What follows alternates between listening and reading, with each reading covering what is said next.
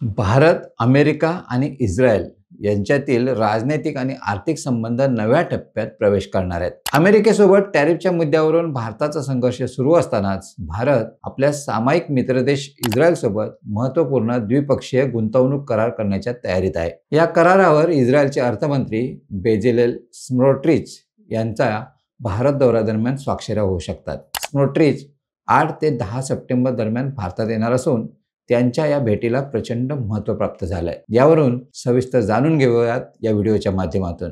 नमस्कार, मी राजेश सावंत आणि तुम्ही पाहताय प्रहार न्यूज लाईव्ह. या दौऱ्याचा मुख्य उद्देश भारत आणि इस्रायल यांच्यातील आर्थिक आणि वित्तीय सहकार्य अधिक दृढ करणे हा आहे. स्मोट्रिच आपल्या दौऱ्यात भारतीय अर्थमंत्री निर्मला सीतारामन, वाणिज्य मंत्री पियुष गोयल आणि गृहनिर्माण तसेच शहरी व्यवहार मंत्री मनोहरलाल खट्टर यांच्याशी चर्चा करणार आहेत. शिवाय ते मुंबई आणि गांधीनगर येथील गिफ्ट सिटीलाही भेट देणार आहेत. या भेटीदरम्यान केवळ गुंतवणूक करारच नव्हे तर संभाव्य मुक्त व्यापार करार यावरही प्राथमिक चर्चा होण्याची शक्यता आहे. सूत्रांच्या माहितीनुसार BITच्या मसुद्याबाबत आधीच चर्चा सुरू झाली असून आता या दौऱ्यात अंतिम स्वाक्षऱ्या होऊ शकतात. या करारामुळे भारत इस्रायलचे व्यापारी संबंध नव्या पायरीवर जातील. दोन्ही देशातील गुंतवणूकदारांना कायदेशीर संरक्षण मिळेल तसेच गुंतवणुकीतील स्थैर्याची हमी मिळणार आहे. एवढेच नव्हे तर करारामध्ये वाद निवारणासाठी स्वतंत्र मध्यस्थी यंत्रणा ठेवली जाणार आहे, ज्यामुळे व्यापारी वाद वेळेत आणि निष्पक्ष पद्धतीने सोडवता येतील. इस्रायलने 2000 नंतर 15हून अधिक देशांसोबत BIT करार केले आहेत. त्यात जपान, थायलंड, संयुक्त अरब अमिरात,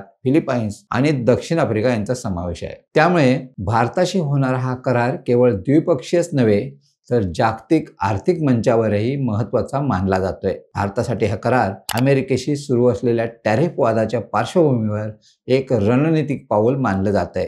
त्यामुळे अमेरिकेचे अध्यक्ष डोनाल्ड ट्रम्प यांना या घडामोडींमुळे राजनैतिक धक्का बसू शकतो अशी चर्चा आहे. भारत इस्रायल सहकार्यानं संरक्षण, शेती, पायाभूत सुविधा, तंत्रज्ञान अशा विविध क्षेत्रात आपली आधीच चांगली प्रगती केली. आगामी गुंतवणूक करारामुळे हे संबंध अधिक स्थिर व व्यापक होतील. आर्थिक सहकार्याच्या नव्या पर्वाला सुरुवात करून दोन्ही देश आपल्या सामायिक हितसंबंधांची पूर्तता करतील असा विश्वास व्यक्त केला जातोय. हा दौरा आणि होणारा करार निश्चितच भारत इस्रायल संबंधाच्या इतिहासातील एक महत्त्वाचा मैलाचा दगड ठरेल.